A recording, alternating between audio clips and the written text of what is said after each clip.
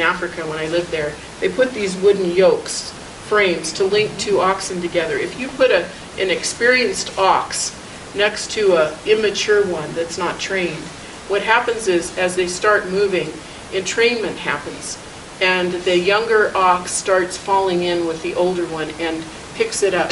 It's like mentoring or tutoring. There's energy that's exchanged. They said with horses in the west of Ireland, you can have a horse that's well trained to plow the fields, and you put a frisky, wild thing, a horse next to it, and what happens is the younger horse starts calming down. It's not jumping around. It's so close to the mature horse that there's entrainment. So it just starts getting peaceful and calming down. It falls into synchronicity with it. If we had a line of grandfather clocks over there on the wall, those old, beautiful, antique clocks, what happens over time is there's entrainment even with the pendulums. They all start swinging together. You've seen geese in the air, birds in flight.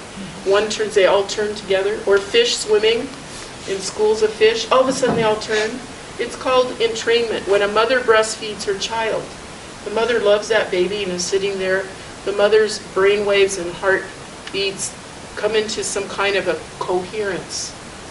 So Jesus says, take my yoke upon you. This is the way I read it now. And Beatrice Boutreau, have you ever read any? You would like Beatrice Boutreau. Put her on your list. She says, you know, what's meant by that is, if we take Jesus' yoke upon us, what's going to happen to us is what happens to the wild horse. If we're impatient and agitated, and we have a short fuse, or we're stressed out, if we're yoked with Jesus, we will start taking on the traits that Jesus has. We will become patient. We will become kind. We'll become more peaceful, less stressful, because we're yoked with Jesus. Now, what does that mean to be yoked with Jesus? We're not going around with a big wooden frame next to a picture of Jesus or something, right? But how contemplatively, what does it mean to be yoked with Jesus?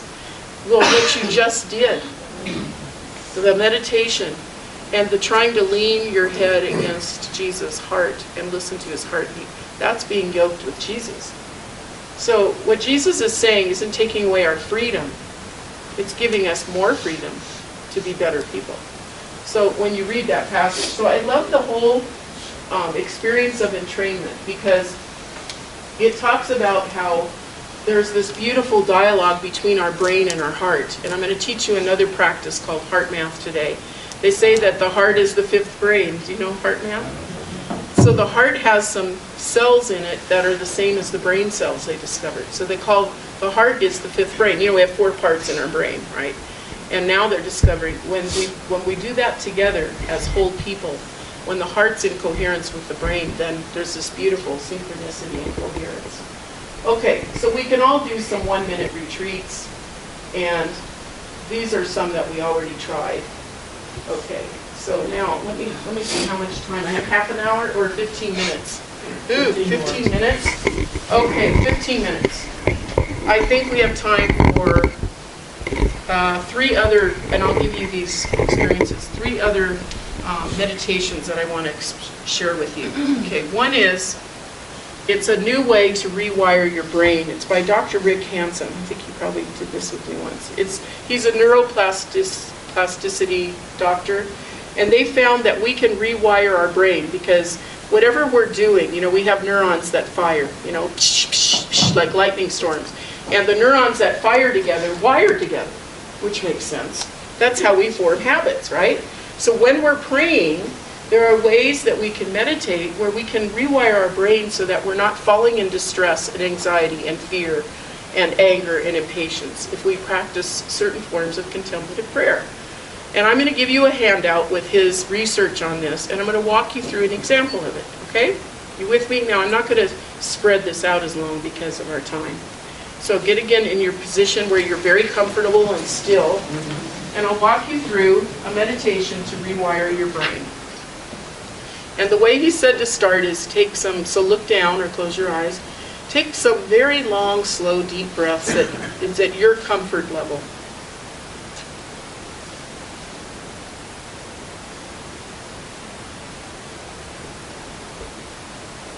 And relax your whole body, even your tongue.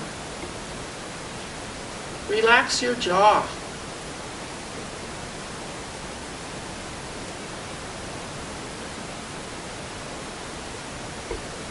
And feel as safe as you can right now. Maybe you imagine the Good Shepherd sitting beside you, and that helps you to feel safe. Or you imagine yourself sheltered in the shadow of God's wings. Just feel safe.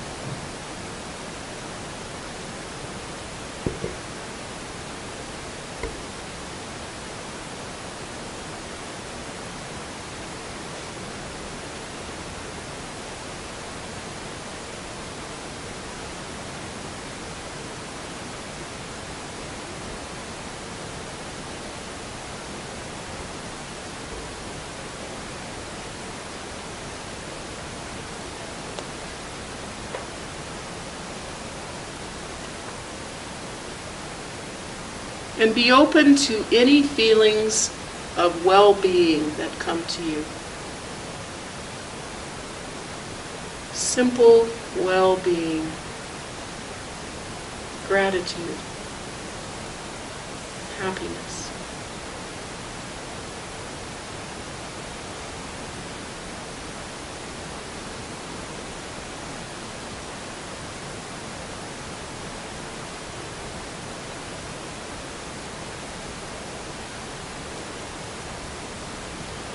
Get a sense of your own awareness being like boundless space. You're connected to the whole universe.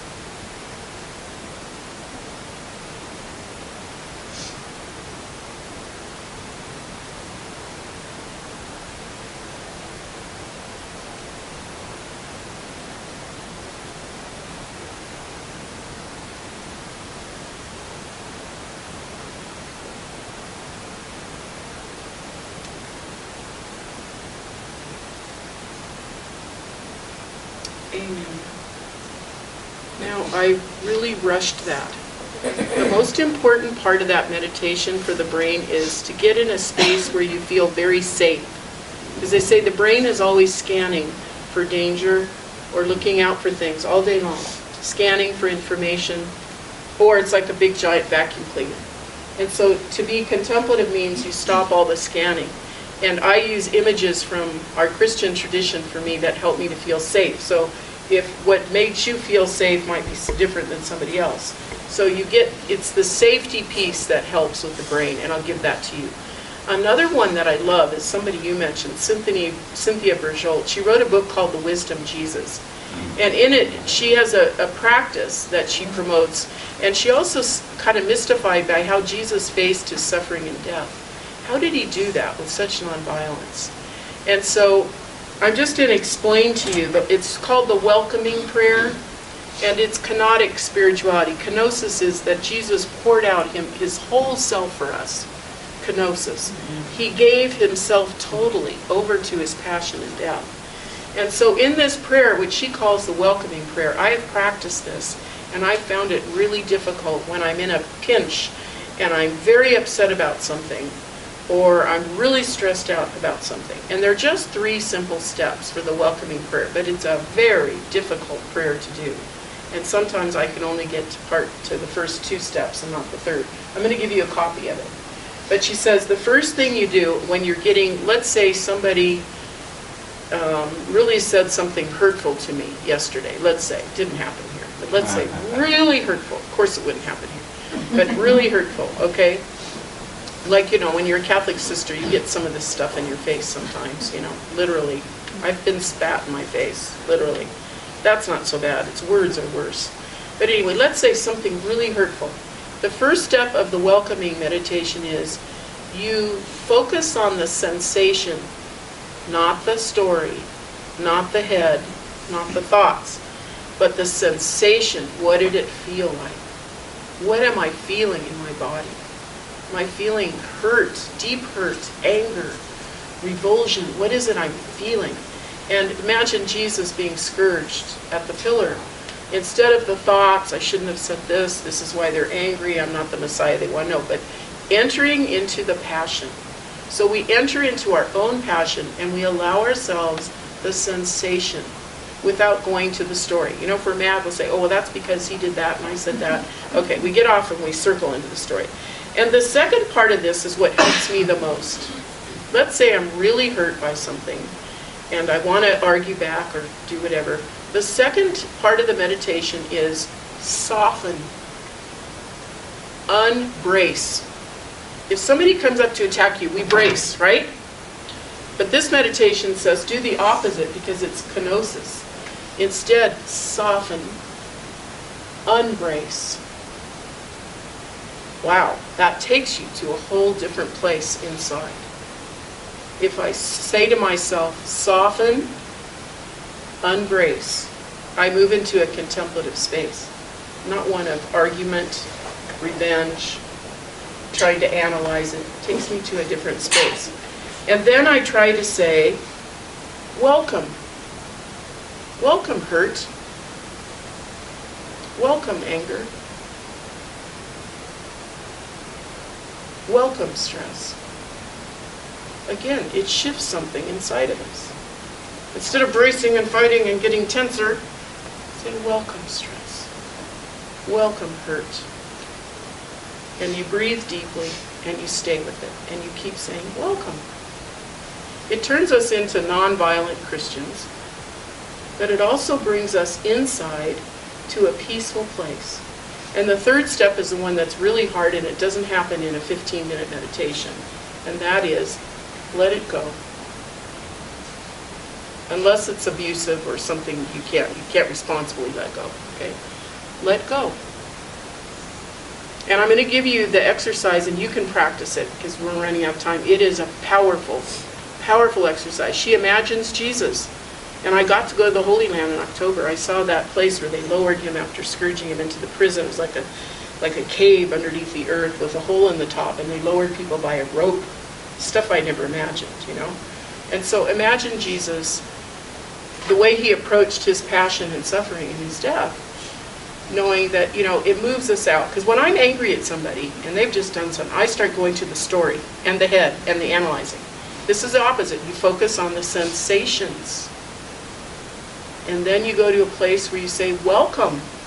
Really? Yes. There's a gift in every suffering.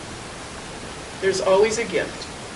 So you say, welcome, stress. Because stress is a good teacher of how not to be and what not to do. And then, through time, then see if you can let it go. Okay? So I'll give that to you because we don't have time to walk through it. The other one that I mentioned was heart math. And maybe some of you have already done this. There's a Heart Math Institute and there's a website. Yeah, I don't have time for everything here. I'm running out of time. Okay, Heart Math was designed, and actually insurance companies will even pay for it now. They found out that the currents near the heart, there are electromagnetic currents that go out. And they say that most of them are about 6 feet to 9 feet. They diffuse after 9 feet. And so we have heart energies and heart electromagnetic fields. And so what they found is, this is a picture of the heart torus that come out from us. And you know this yourself, because if you walk into a room and somebody's just grateful and relaxed and happy to be here today, and you get close to them within their field, you know it. But if you get close to somebody who's really angry this morning, you just know you don't go over and give them a hug. You know that way? You just get that feeling. Okay. So in heart math, we have to remember the heart is like another brain, and it's the fifth brain, and we don't have time to go through all this. But what I love is this meditation, after 10 minutes, look at the difference. This is the heart rate, this is the pulse, and this is the breathing. So a stressed person is like this, okay? They're doing the meditation, and about 10 seconds in, look what happens when they begin the meditation. You see the coherence and the difference? So heart math is about, let's see, what do we have?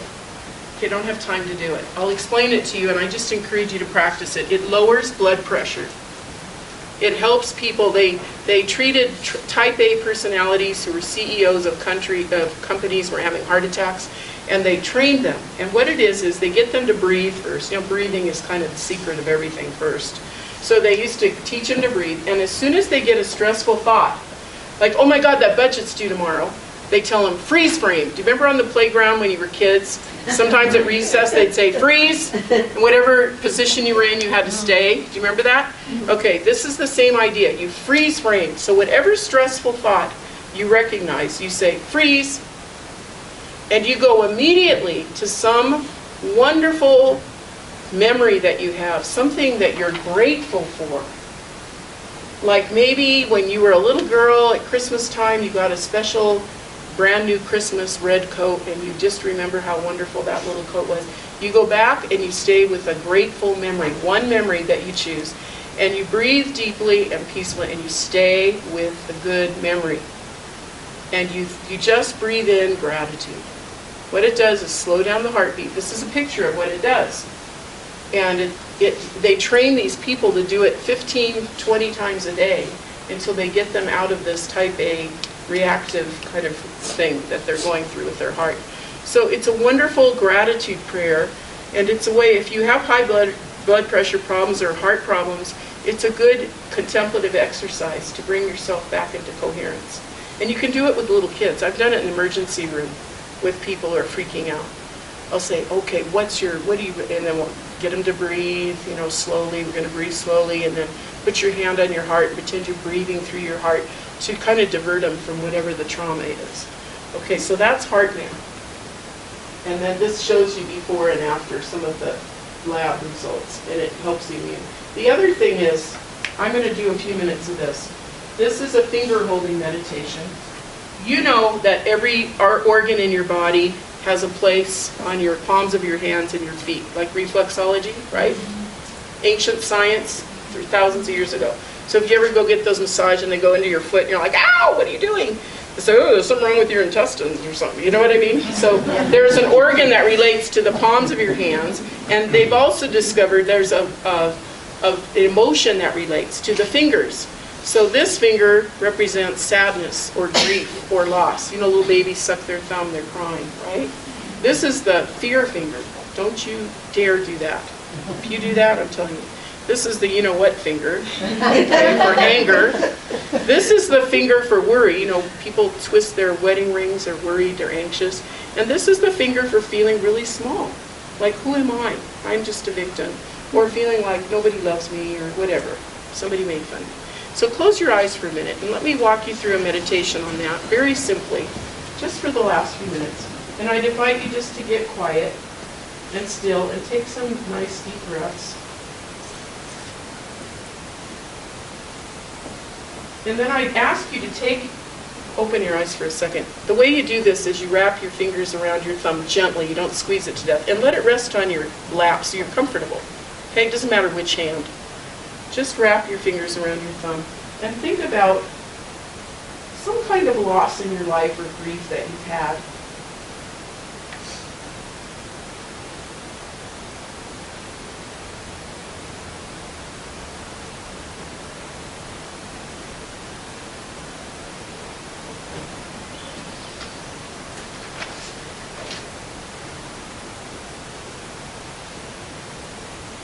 Though you walk in a dark valley, I will be there with you. Psalm 23.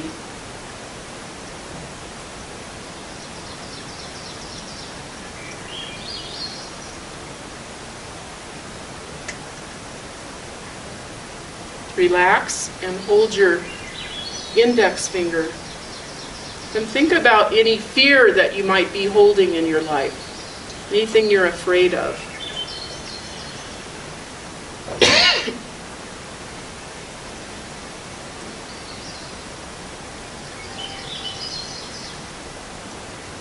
Do not be afraid.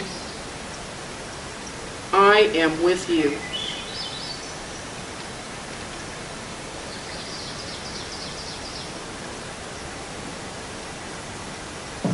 Relax.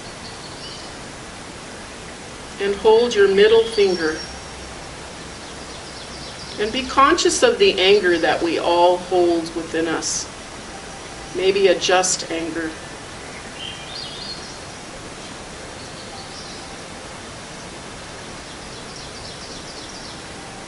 We breathe out anger, and we breathe in peace.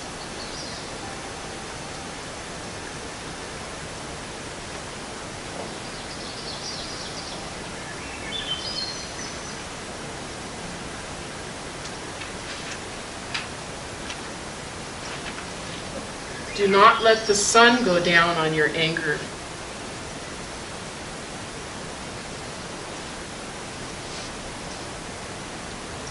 Relax and hold your ring finger, the finger for anxiety and worries. And remember that the Word of God says, "Have no anxiety at all, but in everything, by prayer and petition, with thanksgiving, make your requests known to God, and then the peace of God that surpasses all understanding will guard your hearts and minds in Christ Jesus."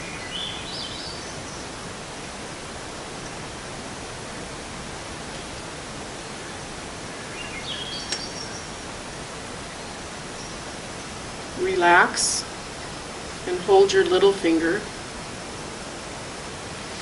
the finger for feeling small.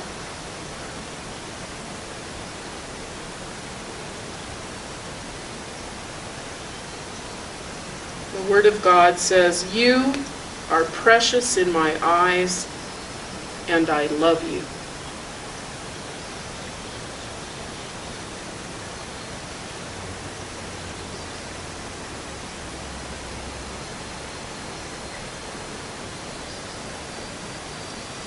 And what you can do is just use one finger if you need it for one situation. You don't have to go through this whole meditation.